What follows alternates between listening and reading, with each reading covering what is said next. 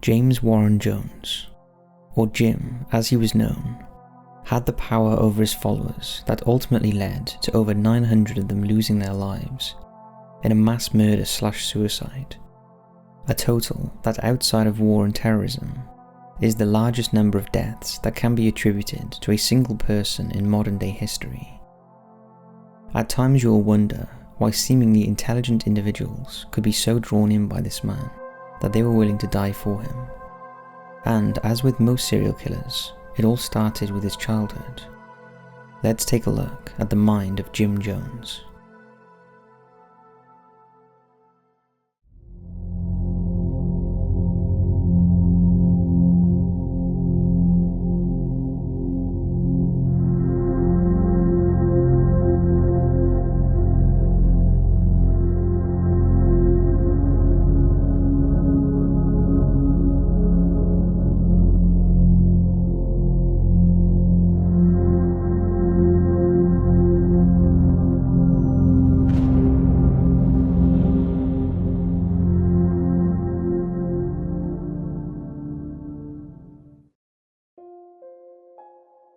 It all started with his mother, Lynetta, who was a somewhat disillusional woman, frequently lying about her heritage and background, and even about her name.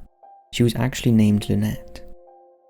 She also claimed, because of her dark colouring, that she had Indian blood, although there is no record of this.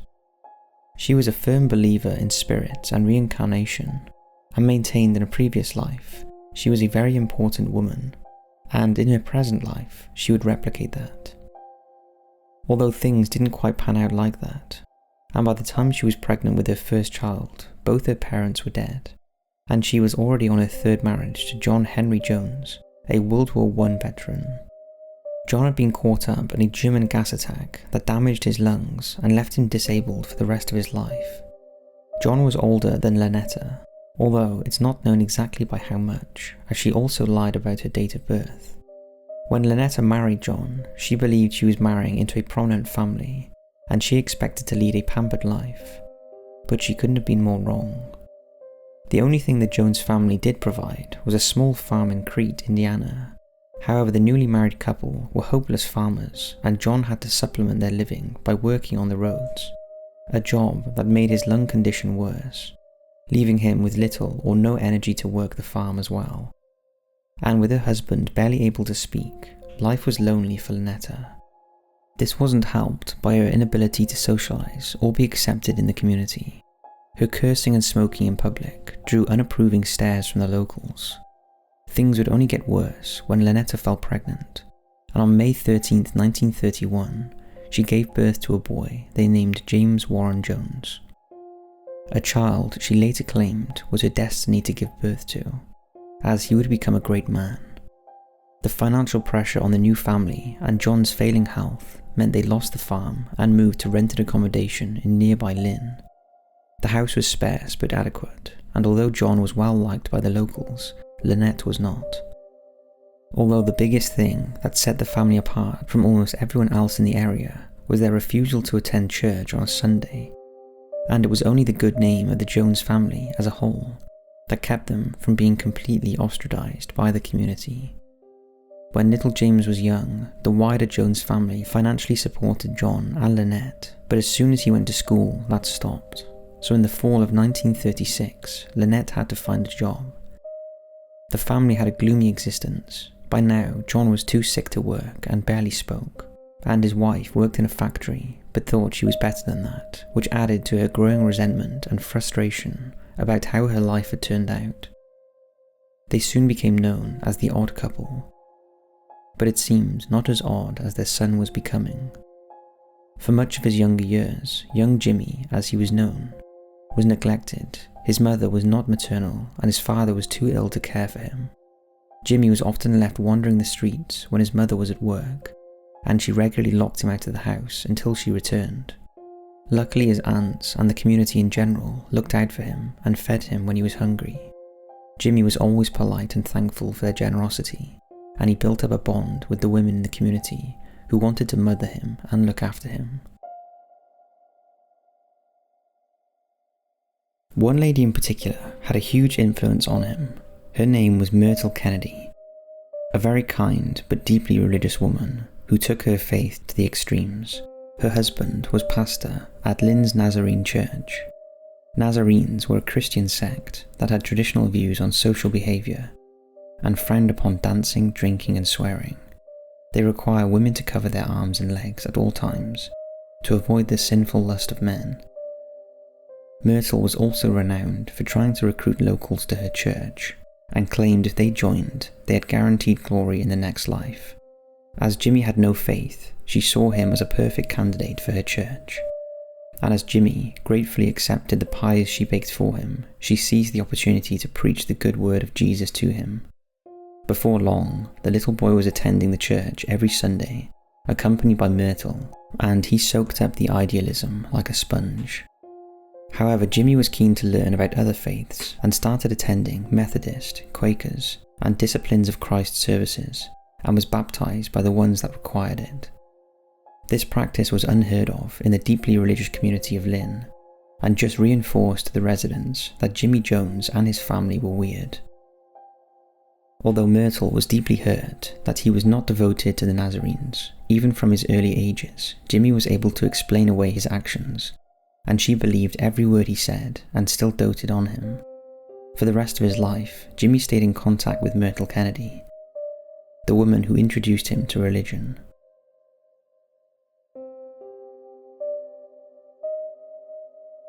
With Jimmy's newfound interest in religion, he also began showing an unhealthy interest in death, and started picking up roadkill and other dead wildlife, and calling on the other kids in the area to attend elaborate funerals he held for them. He would pray and preach over the corpses before burying them in cardboard boxes. When Jimmy was 10, World War II broke out, and the US was gripped by war fever. It wasn't unusual for children to emulate their heroes, pretending to be US soldiers, sailors and pilots. But not Jimmy. His fascination was with the Nazis and Hitler, and he was in awe of its regime, in particular its leaders' speeches, and tried to get his younger cousins to play Nazi stormtroopers to his Hitler. But perhaps even more worrying was when Hitler committed suicide in 1945. Jimmy was impressed. Another of Jimmy's favourite topics to talk about from a very young age was sex. He would often gather kids around to talk about the facts of life and what he knew, although where he learnt about these things so young is unclear. But along with religion, they were his favourite things to talk about. For the most part, the community accepted Jimmy and his obsessive preaching. After all, he was a neglected little boy, who most of them still felt sorry for. But as he reached his teens, his odd behaviour became more noticeable. He was growing into a handsome man, with dark eyes and nearly black hair. But he didn't fit in. Whilst other boys of his age dressed casually in jeans and lumber shirts, he wore his Sunday best every day. He also adopted a weird habit of only replying to people if they spoke first. Jimmy also started to take an interest in girls, and once relentlessly pursued a girl, even though she had a boyfriend and wasn't remotely interested in him. Jimmy had also become preoccupied with a new faith that had come to town. It was set up by a man called Mr. McFarland, who took over an old store and opened an apostolic church. His sermons were loud and often saw his followers rolling around on the floor or singing and dancing. The locals called them the Holy Rollers and saw it more as an entertainment than a religion. But Jimmy was impressed, and it was these sermons that sowed the seeds for his future.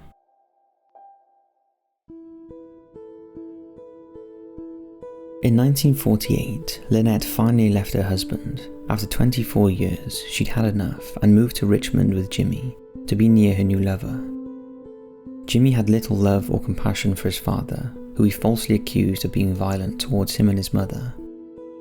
In reality, John was a very sick man who could barely walk or talk, let alone muster up the energy to attack anyone. After they left, John moved out of the family home and lived in a hotel room until his death due to respiratory disease in May 1951. His wife and son did not attend his funeral, but his enduring love for Lynetta was exhibited on his tombstone, which was engraved with his name, date of birth and death on one side, and his wife's name and date of birth on the other. In Richmond, Jimmy blended in better and did not stand out like in Lynn, as all the kids tended to be smartly dressed, and he did make a few friends through the school Christian Youth Fellowship. He soon started skipping school and held down a full-time job working nights as an orderly at the Reed Memorial Hospital, and at the age of just 17, he was assigned one of the most unpleasant tasks and was exposed to dead bodies and very sick people. But he found he was able to build up a rapport with even the most challenging and wretched patients, and he had an incredible memory, so remembered all their names and ailments. He even made the most embarrassing personal moments, like changing their soiled diapers, fun. And with his positive attitude and friendly manner, he received the highest performance reviews from his superiors. Working at the hospital made him question his future career. Before, it had always been to become a minister, but now he was considering a career in medicine. There was another reason for his change of mind. He had met a girl. Her name was Marcella Baldwin. She was a senior nursing student at the Reed Hospital. Marceline was 3.5 years older than 17-year-old Jimmy, and she was from a well-respected Christian family. She was smitten with Jimmy and almost instantly fell for him, even putting off plans to travel to be with him. However, her parents were less impressed with his coarse manners, ingrained political views, and childish rantings, and would have preferred that Marcella had chosen someone more refined, but they were willing to give him a chance for the sake of their beloved only child. Marceline and Jimmy were married on June 12, 1949 at Trinity Methodist Church in Richmond in a traditional Christian ceremony. After the wedding, the couple lived with her parents. However, soon after, Jimmy had a huge bust-up with his new mother-in-law when she declared it wasn't Christian for people of different races to intermarry. Jimmy disagreed with this and packed his belongings and, along with Marceline, left the house, and for a long time after, they did not see their daughter. The couple moved to Bloomington. It was here that Marceline discovered the true beliefs of the man she had married. When Jim declared he didn't believe in her God, the God of the Bible that she had been brought up to believe in. The revelation caused frequent disagreements between the couple. Marceline had married Jim believing he was a Christian, and at one stage she even considered divorcing him because of his differing faith and strong socialist beliefs, but was advised by her mother to hang in there and be patient. Eventually, Marceline and Jim reconciled with her family, and the couple even took Marceline's 10-year-old cousin Ronnie, whose mother was too unstable to care for him. However, Jim frequently had inappropriate conversations with the boy, and he knew far more than he should about intimate subjects for such a young boy.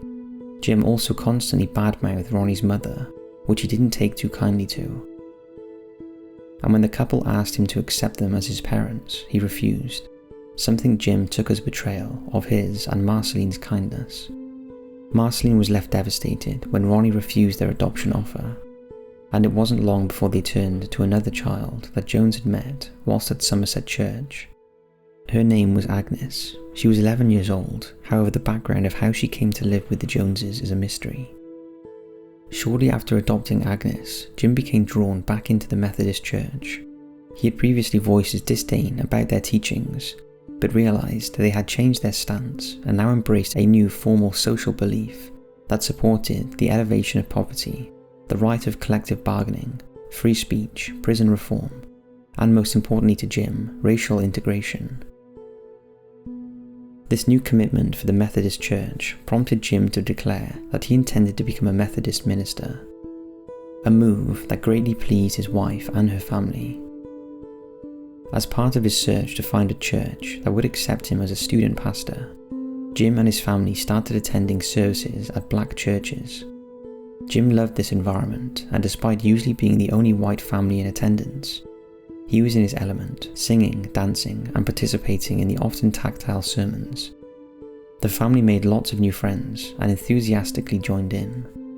At the age of just 21, Jim was hired as a student pastor for Somerset Methodist Church in Indianapolis, and he gave his first sermon to a small congregation. To Jim, this was the start of his dream. However, things didn't work out as Jim had expected. He had no control over the sermons, and wasn't allowed to preach aggressively to the congregation about sectarian divisions and helping the unfortunate. In fact, as a student, he had no authority at all and was frustrated that the services were boring and restrictive, and that he missed the spontaneous, joyous worship he had witnessed in the African American churches. Jim became so disillusioned that he started attending revival meetings. He had attended them as a boy in Lynn, and had been impressed by the various preachers' personal take on religion.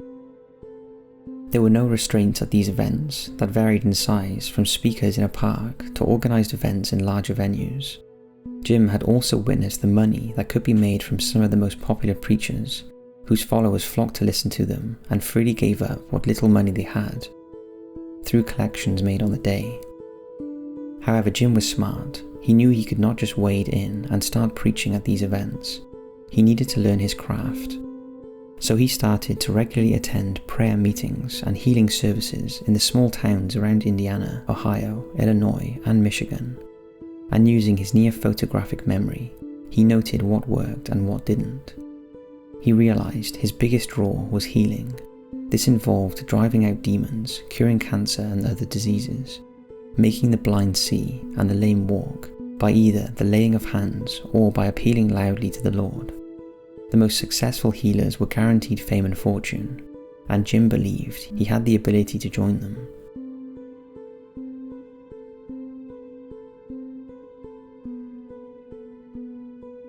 Jim started mingling with the crowds before speaking, listening in on their conversations and memorizing or making notes of what they were saying, as well as remembering their names and ailments. Then when he preached, he called out some of these names, and the amazed audiences believed the Lord was aware of their individual struggles and was conveying his sympathy through Jim.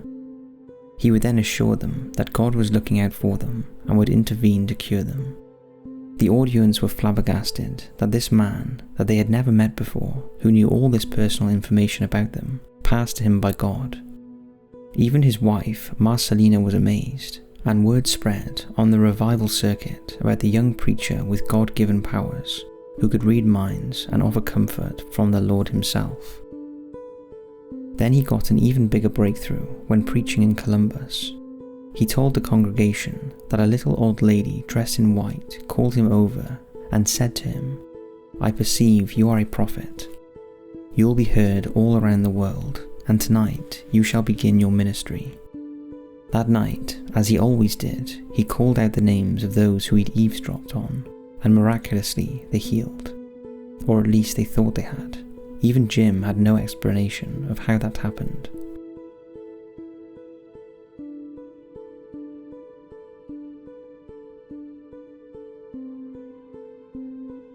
As his popularity increased, he started to integrate into his healing speeches his own personal beliefs about integration, war, and equal rights. By doing this, he lost some of the white Christian audience, but despite this, he continued to voice his beliefs at every opportunity. However, Jim's increased popularity and radical views were making his role at Somerset Church difficult, and eventually they dismissed him. He later claimed it was because he wanted to introduce black members to the congregation. This is something years later the church denied, claiming the real reason was that Jim was a liar and a thief. In 1954, Jones visited the office of Ron Haldeman in a slum area of Indianapolis. Ron was the director of the Quaker Church's Inner City program, which helped the city's impoverished black population. Jones put a proposal to him about a church he was trying to set up in the area that he planned to call Community Unity, where everyone was welcome regardless of colour. Ron was so impressed with Jones's charm and enthusiasm for this project, he agreed that Jones could share his office and his secretary at no charge. And so, the Community Unity Church was born. At first it had a very small following of mostly elderly black ladies, but as word got around, the congregation slowly grew. Jones was offering practical help and advice with everyday living, as well as preaching the word of the Lord. This was something other churches in the area did not offer. Jones worked extremely hard, and sometimes his services went on so long he could hardly speak, and the burden of sorting out the increasing number of day-to-day problems his congregation were asking him to help with was exhausting, and he wasn't making any money as his followers were some of the poorest people in the US, so the collection plate was often very light. Jim supplemented his income with odd jobs, and Marceline still worked full-time as a nurse. Community Unity was a success, although not financially, and Jim needed money to expand, so he went back to the rival circuit and his healing speeches. He continued his eavesdropping and coincidentally miracle healing, and the crowds grew and grew. At some venues, gatherers were being turned away. His popularity on the revival circuit drew people to the Community Unit Church, and he now had a following of both black and white worshippers. Jones's goal was to convert all his followers to socialism. He wanted to fight racism, champion black causes, build nursing homes for the elderly, clothe the needy, rehabilitate drug addicts and prostitutes, and campaign for government aid to feed and house the poor. However, his new followers at Community Unity Church expected him to continue the healing they had witnessed on the revival circuit. But being in a more confined area caused him problems, as the eavesdropping practices he used at large gatherings wouldn't work on people he knew who were regular attendees. That is when he started using trusted members as plants. By using them, he gave the illusion he was miraculously removing cancers and healing ailments. Jones would name the affected person, who would then be escorted to the restroom. Of course, both were in on the act. Jones would then pretend to evoke his power from the culprit.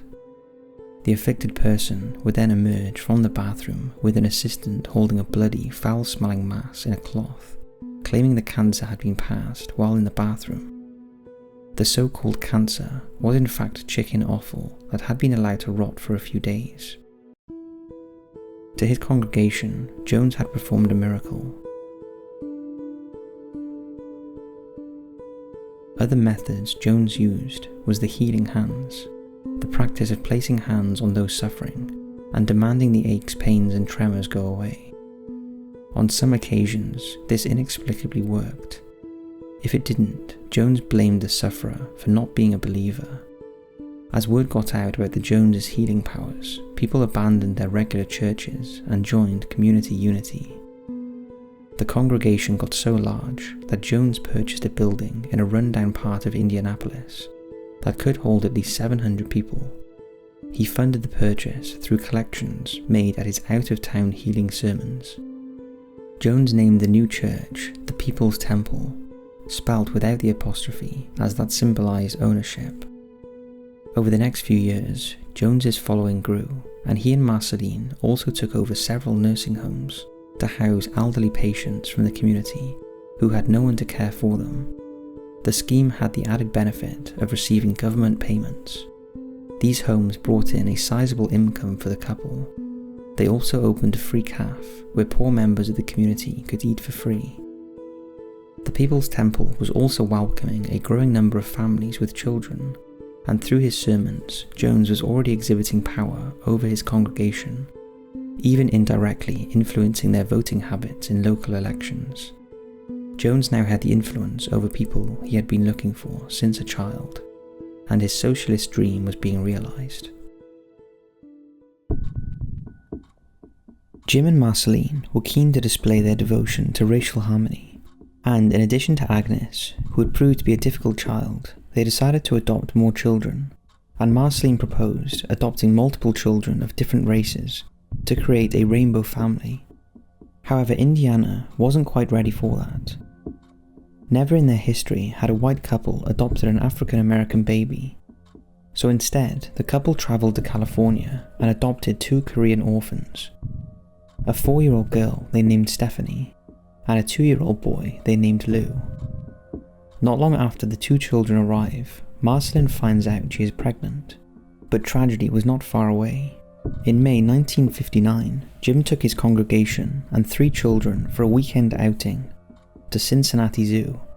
Marceline stayed behind to rest as she was having a difficult pregnancy. Everyone had a great time. However, on the way home, Stephanie was in the car with one of the congregants when it was hit head-on by a drunk driver. She was killed instantly. To add to the Joneses' agony, no cemetery in Indianapolis would allow Stephanie to be buried next to whites, and only a black mortician would prepare the dead girl for burial. Stephanie's final resting place was a grim Negro-only section of the cemetery, and her tiny body was buried in a waterlogged muck hole. It was a heartbreaking scene. 3 weeks later, Marceline gave birth to a baby boy they named Stephen, but spelt it with an A in memory of his dead sister. On the night of Stephanie's death, Marceline claimed she had a vision. She said she was waiting for them to return from their trip to Cincinnati, but was so tired she fell asleep, but was awakened by Stephanie, who was outside on the porch calling for her to let her in. She said she got up and let her in and asked her where her father was. The little girl said, "Oh, Boki needs a mummy and daddy." Marceline was too tired to question the little girl and put her to bed and fell back to sleep. When Jim arrived home to break the terrible news of the accident, Marceline did not believe him and said Stephanie was asleep in bed. It wasn't until she saw the empty bed that the terrible truth dawned on her. But she could not forget the vision of Obok, so she contacted the adoption agency in California and discovered that Stephanie had an older sister named Oboki, who was in a Korean orphanage. The couple saw Stephanie's vision as a sign, and they adopted Oboki and renamed her Suzanne. Then, to complete their rainbow family, they defied Indiana tradition, and in 1961 adopted a black child, who they called James Warren Jones, and later another white child they called Tim. Jim was now set on integrating Indianapolis. Racism in the area was rife, and local white businesses, in particular restaurants, either refused to let black people eat in, or if they did, they would make them feel unwelcome, and serve substandard food. Jim wanted to change this, and set about dining out in his regular restaurants, but taking black members of his congregation with him. At first, he was met with refusal and hostility, but Jim persevered, and his persistence paid off. He soon moved on to other businesses using the same approach, encouraging business owners to employ black members of his congregation in jobs they would not normally be considered for. Obviously, this was a commendable thing to be doing. The way black people were treated at this time was appalling, and anything to help could only be a good thing. However, Jim was using his powers of persuasion not only to change segregation policies, but also to gain increasing influence over not just his congregation, but also local businesses. In effect, he was using very subtle bribe tactics to integrate the city without alienating himself or his ever-devoted followers. In return, Jim demanded total devotion from everyone who joined his congregation. He expected them to agree with all his outspoken views, and to challenge him was to challenge the word of God. Jim manipulated his followers in such a way they relied on him in almost every aspect of their lives. But Jim's controlling nature and paranoia was starting to surface, and if anyone left the congregation, he bombarded them with letters, phone calls, and visits to try and get them back, often citing that it was God's will that they were part of the temple. Jones's radical views also attracted threats from those who thought he was going too far with trying to integrate everyone, and he claimed he had been threatened with violence, although it's thought he made a lot of these claims up to garner sympathy from his followers. His preaching was also changing, as were his views. He started to believe he was the reincarnation of a great man who had previously fought for equality and justice. And he also started asserting that America would soon be under nuclear attack, and Indianapolis and everyone who lived there would be annihilated. Temple followers believed him, especially as at the time it was the height of the Cold War, and there was a very real threat of a nuclear attack. In 1962, Jones told his congregation he was going to travel to Brazil with his family, and the idea of setting up a new temple location in a safer place. He left his temple in Indiana under the control of his associate preachers. Jones stayed in Brazil for the next 2 years, working with the poor in the slums, but it soon became clear that without his bewitching influence, the People's Temple in Indiana was collapsing, and so he made the decision to return. When he arrived back in Indiana, his following was so diminished he had to move to a smaller building. This was the ultimate humiliation for Jones. He had lost everything he had built up, so was forced to return to the revival circuit, performing his miracle healing, mind reading, and radical prophecies. Although by now, he was increasingly bypassing anything biblical and focusing more on socialism. He also started to share his beliefs about reincarnation, hinting that the real Christ, or God, was on earth. And although he never openly declared it, he hinted in his sermons that he was the chosen one. He was also telling his followers that the world would be engulfed by nuclear war on July 15, 1967, and if they wanted to live, they had to move. Eventually he persuaded around 90 of his most devoted followers to move with him to Redwood Valley, California.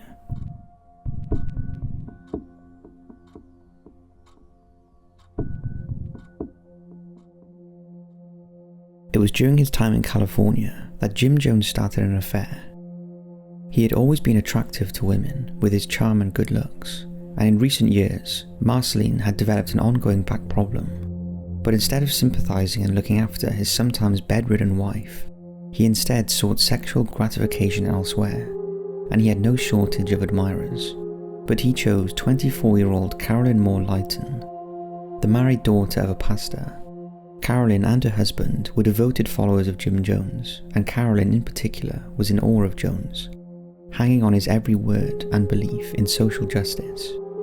However, she was the daughter of a pastor and wasn't about to commit adultery, so Jones asked a trusted member, Patty Cartmel, to intervene, and she spoke to Carolyn and explained that their beloved leader had a personal problem and that his wife was crippled both psychologically and mentally and could no longer be a proper wife to him. For him to have critical emotional support and physical release, Jim had realised that Carolyn was the chosen one to provide this to him. At first, Carolyn was reluctant, but with her marriage on the rocks, she agreed to discuss the matter with Jim. After their meeting, Carolyn decided to become his mistress. However, to the outside world, Jim was still happily married and devoted to his wife, so he gained assurance from his wife and Carolyn that the affair would never be exposed to his followers, who believed Jim was morally pure and a god above human lust. Surprisingly, even Carolyn's husband Larry went along with it, and eventually the pair divorced. Larry went on to marry a fellow temple member named Karen Tao, and continued to follow Jim faithfully. But for Marceline and her children, it was harder to accept the affair, although remarkably, eventually they did accept it. For Jim, things couldn't have worked out better. His adoring wife accepted the situation, blaming herself on her husband's infidelity, whilst he fulfilled his own personal desires. There is no denying that despite Jones' obvious flaws, he did genuinely want to help the oppressed and suffering in society, and he physically exhausted himself in the process. His enthusiastic sermons were lengthy and energetic, and the amount of travelling he was doing was taking its toll. By the early 1970s, Jones was becoming increasingly dependent on prescription drugs to get him through his grueling schedule. These included amphetamines and tranquilizers. He was taking the highs to get him through the day and the lows to help him sleep. His access to these drugs was relatively easy, as his influence over his followers ensured a steady supply from those that worked in the medical profession. Around this time, Jones started wearing his signature sunglasses. If asked by his congregation why he wore them, he would tell them because his eyes burned with such power that people couldn't look at him directly. In reality, they were concealing his bloodshot eyes, a condition caused by the large amounts of drugs he was taking. The effect of the drugs was also making him even more paranoid than he already was, and he became convinced the government was out to get him.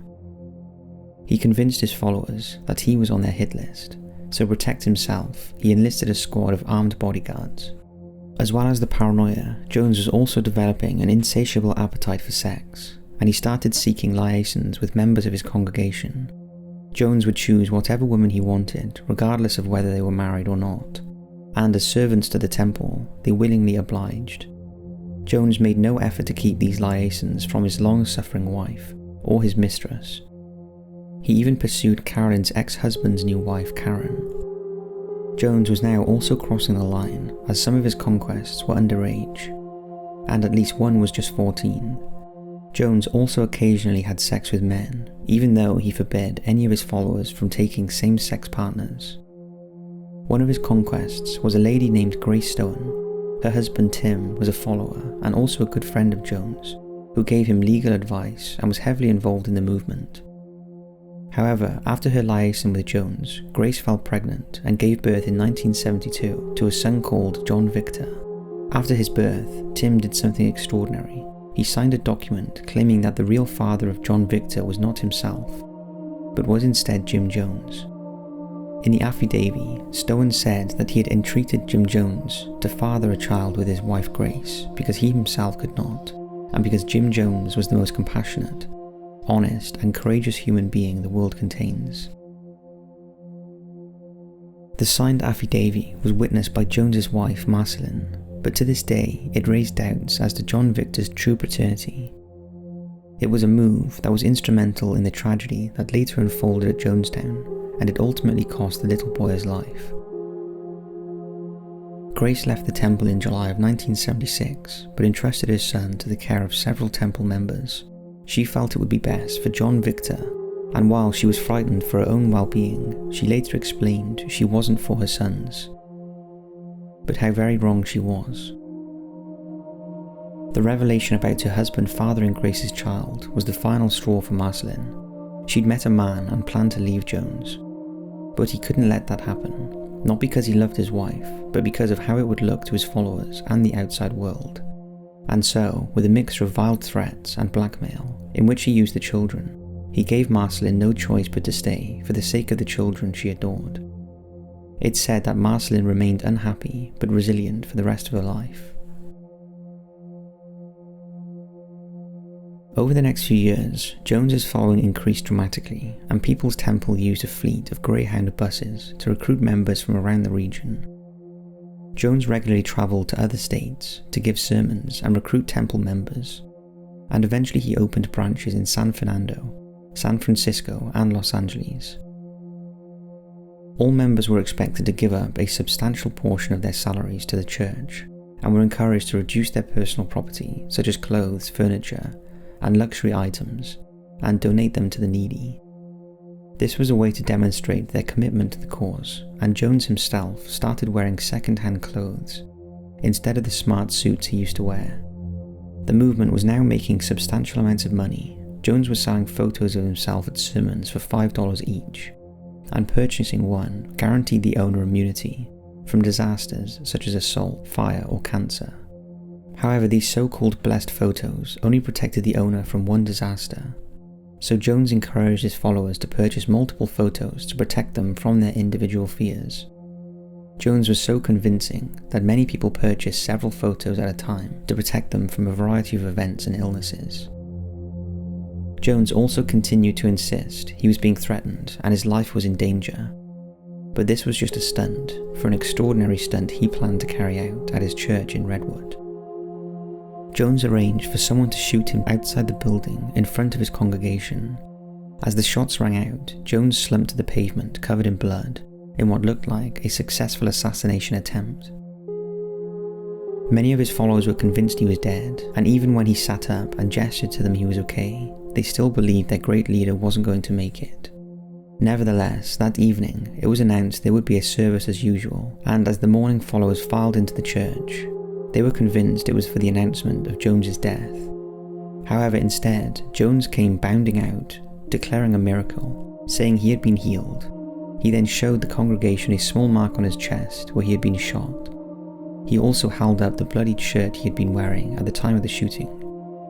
His followers were beside themselves with happiness. Their leader had been saved by some sort of divine intervention. Of course, the whole thing was staged, but remarkably his followers believed the whole incident was real, and it just reinforced their belief he was godlike.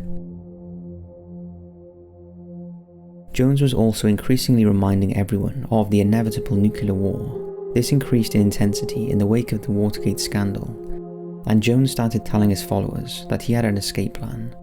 He talked more and more about leaving America and living an independent life, living off the land, in what he started describing as promised land. No one knew where it was yet, but Jones had a vision for his followers, and it was about to come to fruition. After years searching for the perfect location to set up a People's Temple colony, In 1974, Jones finally decided that Guyana would be an ideal place for what he would call the People's Temple Agricultural Mission. Guyana in South America had a population of just 850,000, made up of mainly black and East Indians. It was also the only country in South America whose national language was English. It was isolated, but with relatively easy boat links to the US. The Guyanese government welcomed the project and even offered to loan the temple equipment to help in the construction of the settlement. In fact, they were so eager for the project to go ahead, they did very few checks on Jones and his temple activities. If they had, they would have realised he had recently been arrested for lewd conduct in a toilet at Westlake Movie Theatre, where he had been apprehended by an off-duty police officer for performing a sex act in front of him. Jones managed to get off the charge, citing a medical complaint, but the arrest was still on record, and a comprehensive background check would have revealed it. The vast majority of Guyana was covered in dense jungle, and People's Temple would need to clear enough acres to use as farmland to live off. However, Jones knew several members of the church were tough Indiana farmers, who were well equipped to tackle such a task and farm the land. All Jones had to do now was convince his members to leave the relative comfort of their lives to live in what was basically a jungle. Clearing the site ready for the new settlement proved tricky. The terrain was brutal, and Jones had to enlist the help of the native Amerindians to help navigate and clear the huge tightly packed trees and vegetation. It was during his trips to Guyana to check on progress that Jones took another lover. This time it was Maria Katsaris, a shy, dutiful follower of the temple. It was also around this time that his other long-term mistress, Carolyn, was absent from the movement. Jones claimed it was because she had been on a secret mission to Mexico and had been arrested and held in Mexico for not revealing temple secrets. In reality, she was pregnant with Jones's child and had gone to live with her mother until the baby was born. Carolyn returned in the spring of 1975 with her baby, who she named Jim John. She had also got married to a temple member named Michael Prokes. This was at the request of Jones, and the children took his name, Jim John Prokes, who became known as Chemo. It was no secret in the congregation that the child wasn't Prokes, although it was never admitted it was Jones's either. But Carolyn had her own shock when she returned to find Maria had assumed an equal role in the church and Jones's bed. He was now surrounded by 3 women who inexplicably tolerated each other and remained devoted to him. Jones spent much of 1975 touting the promised land to his followers, encouraging them to go and guaranteeing them good life on a magnificent estate. Much of this persuasion was intertwined with the message that temple members lived under the constant threat of confinement by the CIA and FBI, and if they stayed, they would likely end up in concentration camps. Initially, Jones only targeted around 600 members, and he compiled lists of those he thought suitable. These included physically well-built men and women, teachers, troubled teenagers, and elderly folk, whose pensions would be crucial to fund the project. Jones also asked all temple members to contribute anything they had to the move, even if they weren't initially chosen to go, with the promise that eventually the complex would house thousands. Disturbingly, in his sermons, Jones started preaching that loyal temple members must not only be willing to dedicate their lives, but also their deaths to the cause. And cruelly, in a mock experiment, he allowed some of the members to drink wine for the first time. After they had drunk it, he informed them that it was poisoned and they had only 45 minutes to live. For that time, he let them believe they were dying, witnessing some members having panic attacks and feeling faint, before revealing that there was no poison and it was just a test of their loyalty. It was around this time that Jim Jones's status was heightened further when he was named one of the top 100 most outstanding clergymen by the American Life magazine. And in 1976, he received the Humanitarian of the Year award. In the same year, he was appointed as chairman of the San Francisco Housing Authority. News from Guyana was also good. Progress had been made, and although it wasn't quite the tropical paradise Jones has promoted to his followers, he was now preparing to relocate there. But in a crushing blow to his wife, he informed her she had to stay in California to oversee temple business there. and he would move to Guyana, taking the children with him. Things were going well, and the temple was getting some good publicity for a change, and Jones was becoming a bit of a celebrity in San Francisco.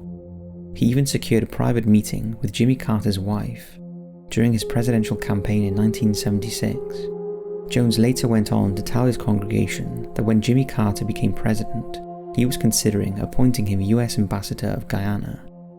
Of course, this was a complete fabrication, but Jones played on his link to the president's wife, often bragging about their relationship.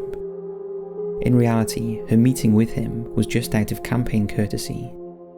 But on reflection, 1976 was a good year for Jim Jones and the People's Temple. A small group of followers had moved to Jonestown, and things were progressing well, but all this was about to change.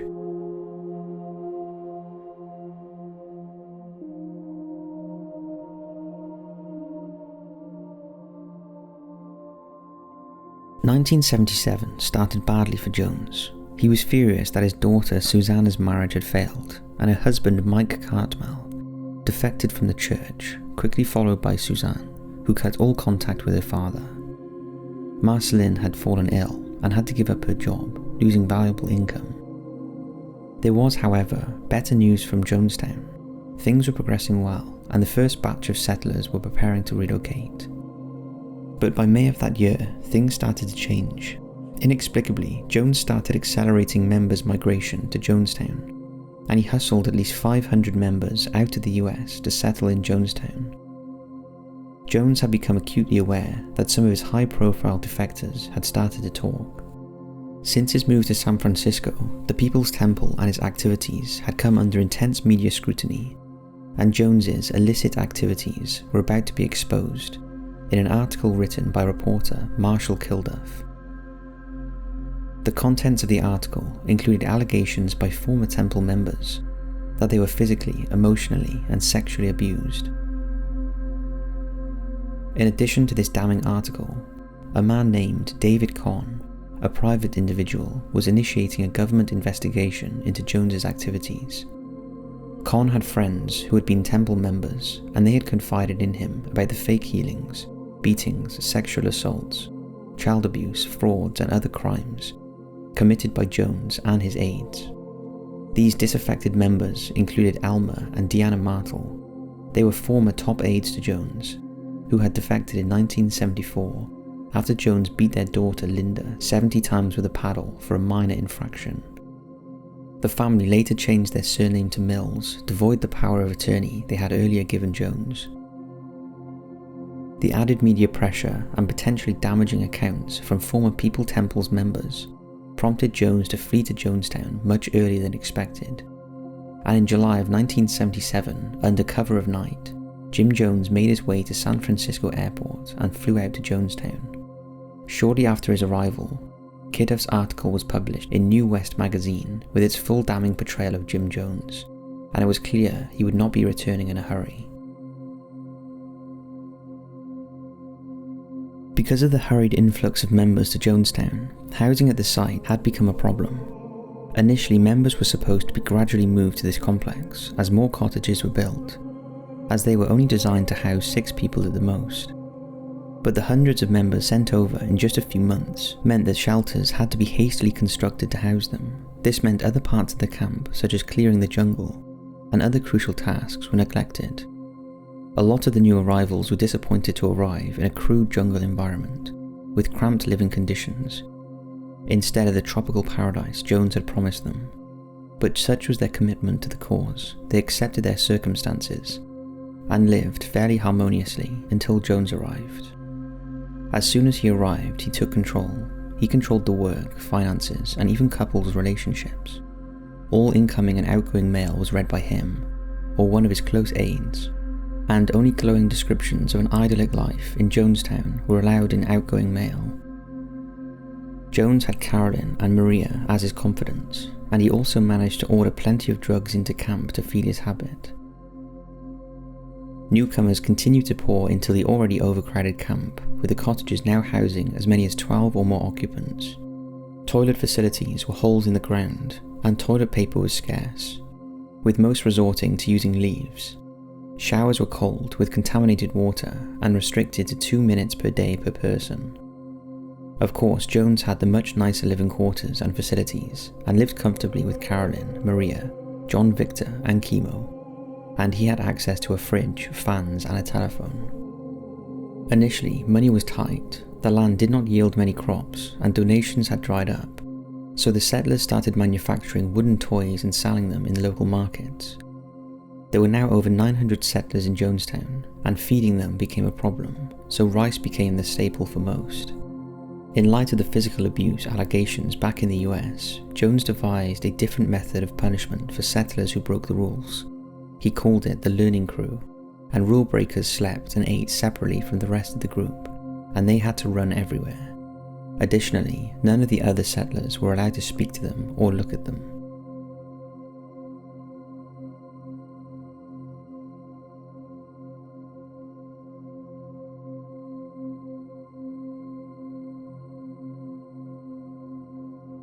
In the evenings, all members had to attend nightly meetings where Jones would preach and give updates on world news, some of which he would make up, such as claiming military leaders at the Pentagon had drawn up plans to kill the blacks, and that members of the Ku Klux Klan had reached epidemic levels, reinforcing that they had made the right decision coming to Jonestown. Occasionally, they were allowed to watch a film. Jones also insisted that members stay until gone 2 a.m. some nights, even though most of them were exhausted from working long days in the fields, in the oppressive heat of Guyana. The next day, they would be awakened as normal at 6 a.m. and sent back out to work. And there was no escaping their leader, as he had a loudspeaker system that could be heard in all parts of the main settlement. Things had also grown tense with the Guyanese government. Their Prime Minister had initially been pleased that Jones was bringing in hard-working industrial organisation into Guyana, but had become alarmed at how many settlers had arrived in such a short space of time. After he heard of the controversy surrounding Jones after he had left the US, he cut official contact with him, and he had to negotiate through his Deputy Prime Minister. This turn of events played on Jones's paranoia, and he became convinced the Guyanese government was in league with the CIA and FBI to plot against him. Jones's increasing frustration with this situation led to frequent rants to his followers in sermons and over his loudspeaker system. This constant negativity, coupled with the back-breaking work, limited food and strict rules, left some settlers deeply unhappy and dissatisfied with their new life.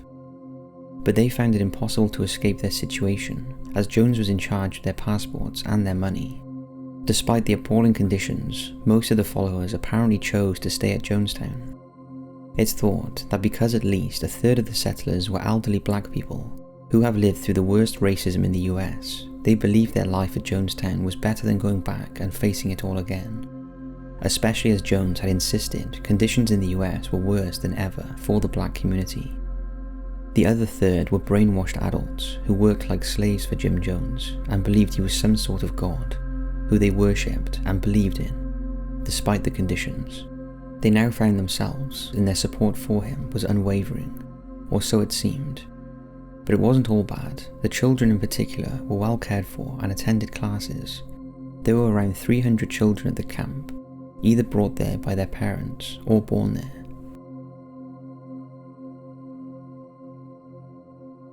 Despite the control Jones had over the 900 or so followers at Jonestown, his fleeing of the US and the New West article inevitably motivated former members to speak out.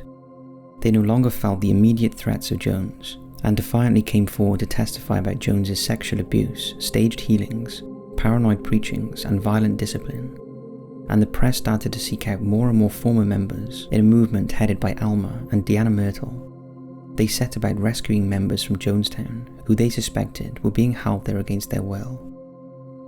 Included in the group, named Concerned Relatives, was Grace Stowen, who had given up her son John Victor to Jones, and the child was now holed up with the leader in Jonestown.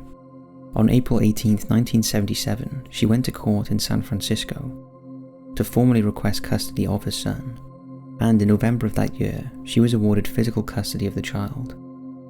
But because he was in Jonestown, far away from the state court jurisdiction, gaining custody would be difficult. But John Victor wasn't the only child parents were trying to release from Jonestown.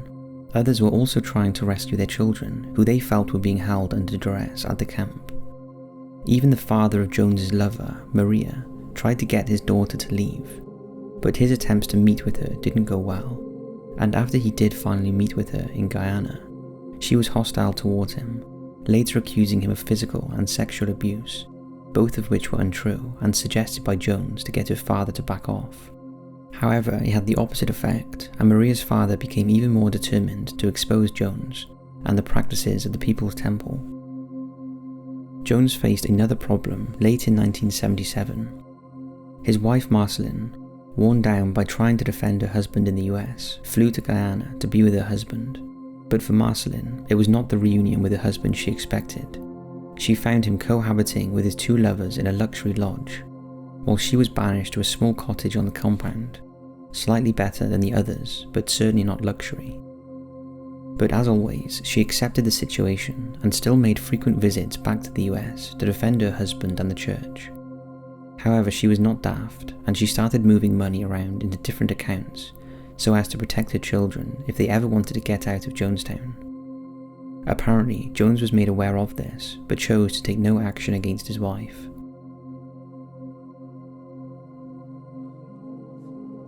To end a bad year, Jones's mother, Lynetta, who had settled in Jonestown with her son, died on December 9th, apparently of a cardiac arrest. She was buried near the Jonestown settlement. Jones was also under pressure to hand John Victor back to his mother, and in his sermons was telling the congregation that the US government was so determined to take John that they had to be prepared to fight if the camp was attacked. He also suggested fleeing to Russia, and later started talking about being prepared to die. He called these late-night emergency sermons White Nights. In the background, Jones was confiding in a few of his trusted colleagues about the possibility of mass suicide by poisoning. On February 16, 1978, Jones announced over the speaker system, "A white night." As his followers gathered in the pavilion, he told them an attack was imminent and everyone would die. He suggested, rather than let them win, everyone must take their own life. So he made all the settlers queue in line with a cup that would be filled with a specially prepared liquid that would kill them in around 45 minutes. Most did as they were told, and those who disagreed were hustled by the camp guards and made to drink first. Surprisingly, some were pleased, believing mass suicide was a true revolutionary gesture. Others were secretly thinking this was just Jones testing them again, as he'd done before with the wine. And they were right. After all members had drunk the potion, Jones declared they would all be fine, and it was just a test to see if they would be prepared to lay down their lives for the cause. Jones was pleased. He still held power over most of his followers, and the test proved they would obey his orders when the time came. After the test, Jones instructed the camp doctor to order 1 pound of sodium cyanide, enough to kill 1,800 people. The net was closing in on Jones. He was losing the support of the government, and the John Victor custody case was taking its toll on his health. He was relying more and more on drugs, and some days was completely incapacitated after tranquilizing himself into a stupor. The only time he kept himself lucid and seemingly drug-free was when he was expecting visits from Guyanese officials or American diplomats who were becoming increasingly worried about the operation at Jonestown. A further blow for Jones came in May 1978 when one of his most trusted followers, Debbie Layton, defected from Jonestown. Debbie was on a trip to Georgetown with Temple children on a cultural exchange, but she broke away from the group and went to the US Embassy, where she requested protection and help to return to America. Debbie signed a statement claiming Jones planned a mass suicide at Jonestown and managed to flee Guyana on a plane destined for New York. Debbie left behind her cancer-stricken mother Lisa, who had arrived in Jonestown with Debbie in December 1977, but it wasn't long before Debbie realized the cracks in the facade of Jim Jones. This was reinforced when her mother's cancer medicine was taken from her as soon as she arrived in Jonestown. The Layton family were heavily involved in the People's Temple, and after Debbie's defection, Jim Jones ordered that her brother Larry, who had remained in California, get to Jonestown as soon as he could. When Larry arrived, he learned of his sister's defection, and that his mother Lisa was dying of cancer. Larry would go on to play a big part in the massacre that was to come. When Debbie Layton arrived in America, she provided an 11-page affidavit about the unsavour aspects of the People's Temple and its leader, revealing details about the security checks Jones confiscated from the elderly at Jonestown, as well as the working hours, poor nutrition, and the potential for mass suicide. She also claimed the temple bank accounts that were scattered around the world totaled at least $10 million. The revelations made headlines in the US newspapers, but remarkably, Lisa and Larry Layton came out in support of Jones rather than Debbie. However, Debbie was a powerful defector and teamed up with concerned relatives in a driven effort to rescue loved ones from Jonestown. After Debbie's defection, Jones's paranoia went through the roof, and he only trusted a chosen few in camp. These included his wife and his two lovers, Carolyn and Maria. But he was also getting ever closer to his nurse, Annie Moore, who was Carolyn's younger sister. Annie was devoted to Jones and spent much of her time at his side, nursing him and administering him drugs on demand, and she became very protective of him and was now his almost constant companion. But although she was unflinching in her support of Jones, others were not, including his own grown-up sons, and Jones sought to control some of his more objectionable followers by drugging them. Annie would arrange for them to be sedated, basically to keep them quiet and stop them from defecting or voicing their concerns to other followers. They would be held down by Jonestown security and injected before being kept in what was called the Extended Care Unit. As some of the settlers were growing increasingly disheartened, Jones thought he'd play a trump card to get them back on side and to gain some sympathy. On August the 8th, 1978, Jones announced over his speaker system that he had terminal lung cancer, and his goal was to live long enough to hand over to a new leader. He also told the congregation that he was suffering, and his already limited lifespan would be further reduced if anyone in Jonestown did something hurtful. Jones also explained that despite all the healings he had accomplished, he had now forgotten how to heal himself.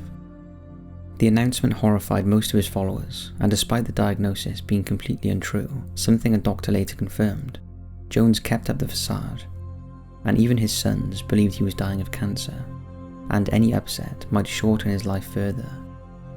The announcement may have eased tension in the camp, but in the US, pressure was mounting for someone to investigate Jonestown, following widespread reports of abuse and human rights violations. The man to step up to the plate was Californian Congressman Leo Ryan. Ryan had a personal interest in the People's Temple, as he was friends with the father of former temple member Bob Houston, whose mutilated body was found near train tracks on October 5th, 1976. 3 days after a tapped telephone conversation emerged in which Houston discussed with his ex-wife leaving the People's Temple, and although nothing had ever been proven, his unexpected death, along with around 8 other former temple members, has been linked to the movement. Ryan was also aware of the custody battle between the leader of a concerned relatives group, Timothy Stone, and Jones, so he decided to go and see for himself what was going on at Jonestown. On November 1st, 1978, Ryan announced that he would visit Jonestown as part of a government investigation. The group was initially to consist of the press and a few members of Ryan's staff, but once the media learned of the trip, the entourage ballooned to include, among others, concerned relatives of temple members. On November 14, 1978, Ryan travelled to Guyana with 17 relatives of People's Temple members, including Tim and Grace Stone, as well as several newspaper reporters and an NBC TV team. When Jim Jones found out about the visit, his legal counsel attempted to impose restrictive conditions on the visit. He even asked assistance from the Guyanese government, who were equally displeased about the visit, but Ryan was determined and declared he was going to enter Jonestown, whether Jim Jones permitted it or not. Jones had been informed of all the members who made up Ryan's entourage and was particularly enraged when he found out Grace and Tim were among them. There was no way he was letting them set foot in Jonestown.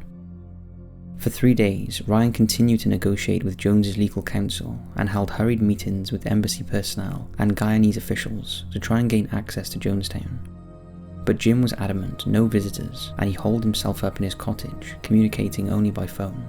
But Ryan wasn't giving up and visited the temple's headquarters in Lahama Garden, Georgetown, where he asked to speak to Jones by radio.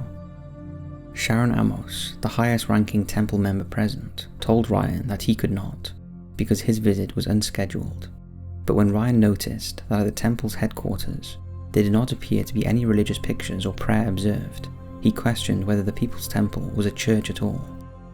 And when he returned to Washington, he would look into whether People's Temple really deserved the tax-exempt status it currently held. This veiled threat was communicated to Jones, and he started discussing the possibility of a restricted visit by Ryan. And after Marceline uncharacteristically intervened in a bid to save what they had built up for years, Jones eventually agreed that Ryan could visit.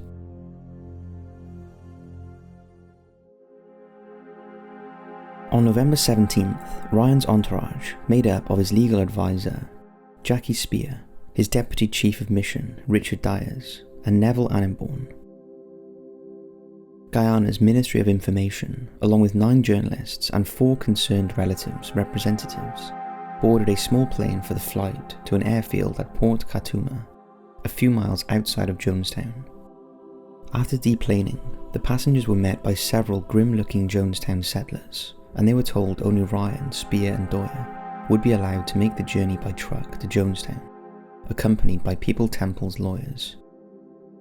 When they arrived, they were greeted by Marceline and were offered a tour of the settlement, but Ryan declined. He wanted to talk to Jim Jones, and after an hour and a half of persuasion, Jim Jones shuffled out wearing his customary dark glasses.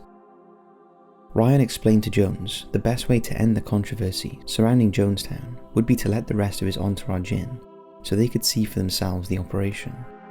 Jones reluctantly agreed, with one exception. He didn't want Jordan Lindsay from the National Enquirer on the premises. Ryan agreed, and the truck was sent back to the airstrip, and the rest of the visitors were allowed in. The settlers had worked extra hard to make everything look perfect for the visit, and fresh food was prepared. Jim Jones was determined to make a positive impression. Temple members chatted freely with visitors and Ryan, and his aides found no evidence that anyone was being held there against their will. They were served with plenty of food, and after eating were entertained by the Jonestown band. Jones even allowed reporters to interview him. Later in the evening, Ryan addressed the congregation and explained why he had visited, and said after speaking to settlers he was convinced that the allegations about Jonestown were untrue, and that some of them had told him they believed living there was the best thing that had ever happened to them. Ryan was met with cheers and applause. Not all the visitors were allowed to stay the night at Jonestown, and some of them were trucked back to the nearby town, but word had got to Ryan that one of the NBC reporters, Don Harris, had been passed a note during the evening by 2 settlers named Vernon Gosney and Monica Bagby. The note read, "Please help us get out of Jonestown." Ryan later promised the pair he would do all he could to help them and leave with him when he departed the next day. It's believed that Jim Jones was aware of the planned defection. The next day, 11 settlers who wanted to leave Jonestown took the opportunity to escape through the jungle. They figured they wouldn't be missed for a while, as everyone was so preoccupied with Leo Ryan's visit. Leo Ryan sat down for breakfast. He was supposed to be joined by Jones, but he didn't show up. But Ryan was unconcerned. He was in a hurry to start interviewing settlers and gauge who wanted to leave with him. Later, those that hadn't stayed in the camp the night before returned and were greeted by Marceline, who offered them breakfast, followed by a tour of camp. But the tour was very staged, and everyone seemed to be well rehearsed in what they said. The reporters grew suspicious and got the feeling Marceline was trying to hide certain things from them. Meanwhile, Ryan and Spear were still talking to settlers. Around noon, Jim Jones appeared. He was visibly agitated. He had learned of the 11 defectors who had fled through the jungle, and now he was confronted with 15 other members who wanted to leave with Ryan. And despite talks from Marceline and Jones, they were resolute in their decision to go. As Ryan reassured the defectors they would be fine, others helped them pack their belongings. But the camp was getting tense. The once welcoming air was now distinctively hostile, and to make things worse, a storm struck. Dark clouds darkened the camp, and a biting wind howled through the cottages, followed by a deluge of rain. The settlers and defectors huddled together under the pavilion to shelter, but the tension was palpable. Ryan requested the passports of the defectors, and he was given them, as well as money to travel. Ryan believed his mission was almost accomplished. all he had to do was get himself, his crew, and the defectors out of Jonestown as soon as possible before things boiled over. However, the weather was delaying things, and with an extra 15 passengers, Ryan needed another plane. Although 15 was far fewer than anticipated, he was expecting around 90. In retrospect, this was a good result for Jones. If he let the 15 go, plus the 11 who escaped through the jungle, that meant that only 3% of the Jonestown population were choosing to leave. This figure would put to rest all the theories about inhumane treatment and settlers kept against their will, and would surely be enough to silence the concerned relatives, who would no longer have a case to be answered.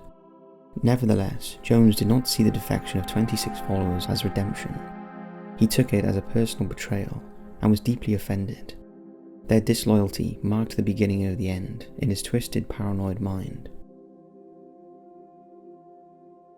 As the storm passed, the visitors and defectors were ready to leave. They all bundled into a truck, but as they prepared to leave, settler Al Simon ran towards the truck, clutching his 2 children. He declared he too wanted to leave, but his wife was hysterically saying she wanted to stay, and he could not take her kids from her. As the commotion unfolded, Ryan declared he would stay behind and act as an intermediary for the couple to see if they could reach an agreement, and he agreed to leave the next day instead. By then he figured there might be more settlers that wanted to leave. But ominously, Jones and his most trusted followers were watching on as the disturbance unfolded, whispering amongst themselves. Then, just as the truck departed, heckled by the remaining settlers, a short, slight man wearing a poncho launched at the truck and declared he too wanted to escape Jonestown. That man was Larry Layton. The departing group were immediately suspicious. Larry was one of Jones's most devoted followers. He would never leave the man he worshipped. But despite their concerns, he boarded the truck anyway. As the truck trundled off into the distance, Ryan stood on the pavilion talking to Jones's legal advisors, when suddenly one of the settlers, a man named Don Sly, charged at Ryan from behind and held a knife to his throat. Luckily for Ryan, the 2 legal men intervened and managed to push Sly to the ground before he was dragged away by Jonestown security guards. The senseless attack on Ryan changed things. There was no doubt it was done on the orders of Jones, but now Jonestown lawyers were worried about the implications of an attempt on a congressman's life. Ryan was so shaken up by the attempt, he wanted to leave immediately. Lucky for him, the truck had got stuck in the mud further down the track, and Ryan stumbled along in the mud and joined the others in escaping Jonestown. Richard Dwyer bravely agreed he would return to Jonestown after their safe departure and sort out the Simmons. After the departures, Jones's lawyers declared that apart from the unfortunate attack by Sly, the visit had gone well. But Jim Jones disagreed. He knew what was to come. As in the background, 7 or 8 armed men had boarded a tractor and trailer and drove out of Jonestown. Soon after the armed men drove out of Jonestown, Jim Jones was on the phone to his son Jimmy, who was in Georgetown with the Jonestown baseball team, along with his brothers Stephen and Tim. Jimmy received the call at the temple's headquarters in Lahama Gardens. His father simply said, "You're going to meet Mr. Fraser." This was code for everyone dies. Sharon Amos, one of Jones's most devoted followers, was also at the headquarters and was aware of the plan, and Jimmy feared she would relay the message to the temple office in San Francisco. Jimmy and his brothers were desperate to try and get their dad to change his mind, and Stefan told the basketball coach, Lee Ingram, to radio the San Francisco office and tell them not to do anything until they heard from him. The 2 brothers then rushed out to try and summon help. Meanwhile, the truck carrying Ryan and the defectors arrived at Port Katuma airstrip, expecting to board their plane. But strangely, there were no waiting planes. Eventually 2 planes did arrive, but there was not enough room on them to accommodate all the passengers, so it was decided all the defectors should leave, as well as members of the media crew. Just before they boarded, the media requested one last interview, but as the interview was concluding and the passengers were boarding, the tractor and trailer that had followed the group from Jonestown started moving along the runway towards them. As suspected, Larry Layton was a plant. He pulled out a pistol and started shooting. Shots from the men from the tractor trailer followed, and several people were shot. and either wounded or dead. Then the men calmly got back in their tractor and drove off. Remarkably, 4 armed Guyanese soldiers standing close by chose not to get involved and just stood and watched as the horror unfolded. The first few seconds of the shooting were captured on video. ENG video recording by NBC cameraman Bob Brown before he was killed, along with Greg Robinson, Don Harris, and Temple defector Patricia Parks. Leo Ryan was killed instantly. He was shot more than 20 times in the targeted attack. Jackie Spear, Sung Doya, Reiterman, and Anthony Katsaris were among the 9 injured.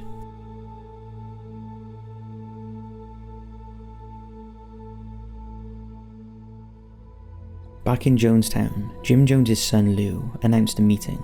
There was no urgency in his announcement, and Temple members were in no hurry to get to the Pavilion. But when they arrived, there were tense conversations going on between Jones and his closest advisors, and there were armed guards prowling around the perimeter of the camp. Unbeknown to most of the congregation, since Ryan's departure, aides had started preparing a large metal tub with grape flavor aid, poisoned with Valium, chloral hydrate, cyanide, and Phenergan. Jones started his address by telling his followers, "I've tried my best to give you a good life." He went on to say that one of the people on the plane is going to shoot the pilot. "I know that. I didn't plan it, but I know it's going to happen. They're going to shoot the pilot and down comes the plane into the jungle. And we had better not have any of our children left when it's over because they'll parachute in on us." He then urged his followers to be kind to children and be kind to seniors, and take the potion like they used to take in ancient Greece, and step over quietly, saying they were not committing suicide, it was a revolutionary act. Sometime during the sermon, the tractor and trailer returned to Jonestown, and the men triumphantly declared that Ryan was dead, along with some of the others. Meanwhile, the Jonestown doctor and nurses appeared with bundles of syringes filled with poison. These were for the babies and small children. Jones was keen that the children die first, sealing everyone's fate, because the parents and elders would have no reason to live without their children. With the armed guards now encircling everyone and the children crying and screaming, medical staff members with syringes started squirting poison down the throats of the tiny infants. People's Temple tape recorded almost all of Jones's sermons, and this last one was no exception. Here are extracts from that recording, but be warned, it's horrendous, extremely sad and disturbing, and we advise discretion before listening to it. It's believed that the microphone was pointing away from some of the screams of parents and dying children. To us, we had nothing we could do. We can't separate ourselves from our own people.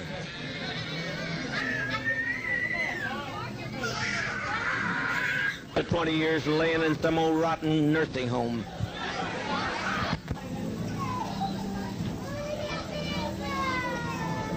Mother, mother, mother, mother, mother, please. Mother, please, please, please, don't do this, don't do this. Lay down your life with your child, but don't do this.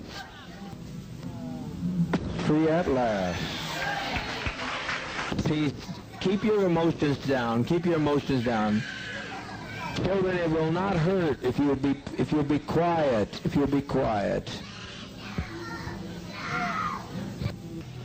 I tell you, I don't care how many screams you hear, I don't care how many anguished cries. Death is a million times preferable to 10 more days of this life. If you knew what was ahead of you, you'd be glad to be stepping over tonight. Death is common to people. And the Eskimos, they take death in their stride. Let's be dignified.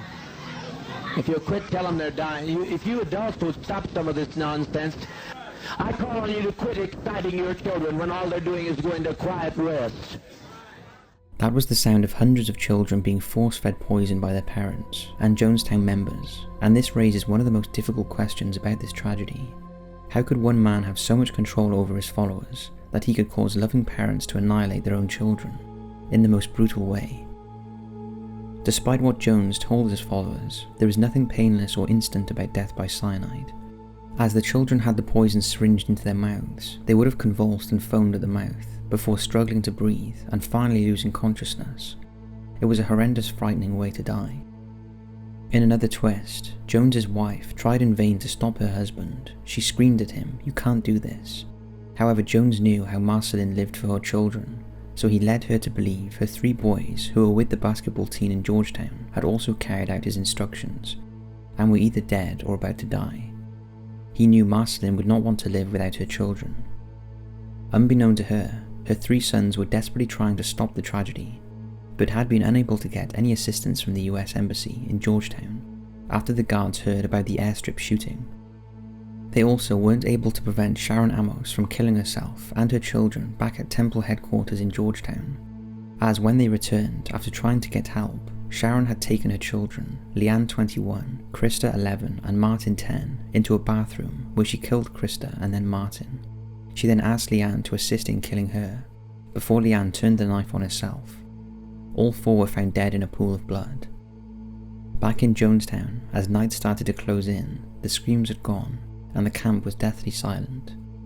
At this point, the outside world had no clue as to what had happened, but as news started to filter through of the murder of Leo Ryan, suddenly everyone took notice, and it was only a matter of time before the full tragedy would be revealed.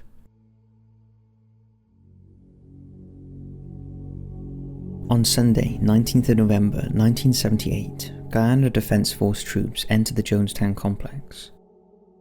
The scene was horrific. There were bodies everywhere, but out of the carnage tottered an elderly lady. Her name was Hyacinth Thrash, age 76. Apparently, she realized what was happening and hid under her bed until the suicides were completed. Hyacinth is often said to be the only survivor of Jonestown, although an early press report said there was a second person found alive, a 79-year-old Grover Cleveland Davis. It appeared everyone else was dead, including the settlement dogs and Mr. Muggs, the pet chimpanzee who had been shot. Plastic cups, flavor aid packets, and syringes littered the area where the bodies lay. The horrific sight was compounded by the heat and humidity. That had meant advanced decay had already started, and maggots and vermin scavenged the bodies. Many of the corpses had swelled and burst. Jim Jones laid sprawled out and bloated on the pavilion. He had been shot, as had his lover, Annie Moore, who was found in Jones's cottage. They were the only 2 people who had died of gunshot wounds, although Moore had also ingested a lethal dose of cyanide. All the others had died from poisoning, and some had noticeable abscesses on their skin, indicating they had been injected with the lethal poison, possibly forcibly, after refusing to drink it. Initially there was confusion about how many bodies had been found, with estimates as low as 383, giving hope to relatives of Jonestown residents. However, it soon became apparent this number was wildly inaccurate, and it was later confirmed the total dead was a staggering 918. This included the 4 killed on the airstrip, and Sharon Amos and her 3 children. At Jonestown, nearly 300 children died, including Marceline and Jones's adopted grown-up children, Lou and Agnes, as well as Jones's 2 young sons, Kimo and John Victor, by his lovers, as well as 5 of their grandchildren.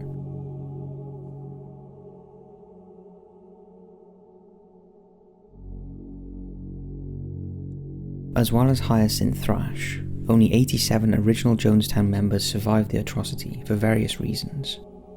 These included 3 members who fled to the jungle on the day of the suicide, 16 defectors including traitor Larry Lawson, 11 who fled into the jungle on the morning of 18th of November, 3 other settlers who were out of camp getting supplies, and the various members including Jones's 3 sons who were in Georgetown at the time of the suicide.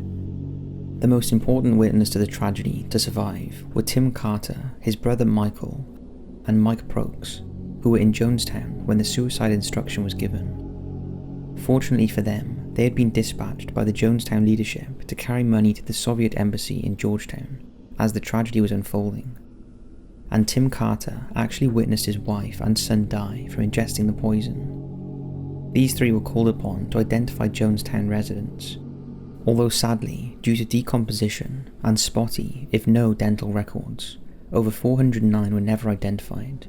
Many of these were babies and children. In the aftermath of the tragedy, notebooks were found that indicated that some members did willingly die for the cause, although crucially many did not. Also found were stacks of letters, documents and recordings, all that had to be painstakingly gone through to try and understand what caused the death of over 900 people. Guns and a stack of money were also recovered from the site, and bundles of uncashed social security checks. After additional investigations, around $7 million was found stashed in foreign banks. Prokes and the Carter brothers were put into protective custody and later released in Georgetown, but Jonestown claimed another victim a few months later when Michael Prokes called a press conference on March 13, 1979, to which he invited 8 reporters. After reading a statement, Prokes executed himself, went to the bathroom and shot himself in the head with a Smith & Wesson .38 revolver. 912 of the 918 dead, including Jones himself, were collected by the United States military in Guyana, then transported by military cargo plane to Dover Air Force Base in Delaware. The last shipment of bodies arrived early on the morning of November 27, 1978, and the base's mortuary was tasked with fingerprinting, identifying and processing the bodies. Larry Layton, who had fired a gun at several people at Port Katsuma Airport, was initially found not guilty of attempted murder in a Guyanese court. His defense was that he was brainwashed. However, after being deported back to the US, he was tried and convicted of conspiracy and of aiding and abetting the murder of Ryan, and of the attempted murder of Doyer. Layton was paroled in 2002, and he is the only person ever to have been held criminally responsible for the events at Jonestown. In late February 1980, Al and Jeannie Mills, formerly Deanna and Alma Myrtle, co-founders of the Concerned Relatives, and their daughter, were shot and killed execution-style in their California home. Eddie Mills, Al, and Jeannie's son, was believed to be involved, but no charges were filed against him. The case remains unsolved. The bodies of over 400 of those who died at Jonestown are buried in a mass grave at Evergreen Cemetery in Oakland, California. A memorial to them has been erected at the cemetery. Jim Jones was cremated, and his ashes were scattered at sea. In the aftermath of the tragedy, the compound at Jonestown was tended by the Guyanese government. The government then allowed its reoccupation by Hmong refugees from Laos for a few years in the early 1980s. The buildings were mostly destroyed by a fire in the mid-1980s, after which the ruins were left to decay and be reclaimed by the jungle. However, in 1998, Jim Jones Jr., the adopted son of the cult leader, revisited the site with a news crew and discovered the rusting remains of an oil drum near the former entrance to the pavilion. Jim immediately recognized the drum as the drum used to mix the drink mixtures during the White Night exercises, and which he believed was used to hold the beverage mix of poison and grape-flavored punch during the evening of November 18, 1978. In 2003, the site was cleaned up by a television crew recording a special for the 25th anniversary of the event, and they uncovered a standing Casavana mill, the remains of a tractor, speculated to be the same tractor used by the airstrip shooters, a generator, a filing cabinet, an overturned truck near the site of Jones's house, a fuel pump, and other smaller miscellaneous items.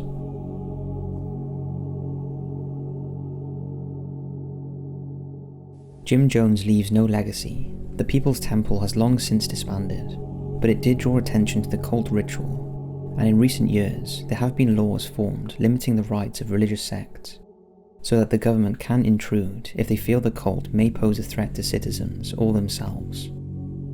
The Urban Dictionary phrase, "don't drink the Kool-Aid," is an expression often used to describe a group, person, or idea that is a little odd or untrustworthy. The phrase can also be used in the opposite sense, as drink the Kool-Aid, to indicate that one has embraced a particular theory or viewpoint. The phrase actually originated from the Jonestown Massacre, after over 900 drank the cyanide-laced drink that killed them, and as well as the phrase being sick, it is also technically incorrect, as Jim Jones chose the cheaper version of Kool-Aid known as Flavor Aid in the lethal potion. Jim Jones attracted followers by appealing to their better nature. He preyed on the very poorest members of society, who he promised to clothe, feed, and treat with respect, sharing his desire for everyone to be treated equally. But no one maternally benefited from joining the People's Temple except Jones himself, and most members sacrificed all of their personal possessions as well as their money to fight for the cause that ultimately would cost them their lives.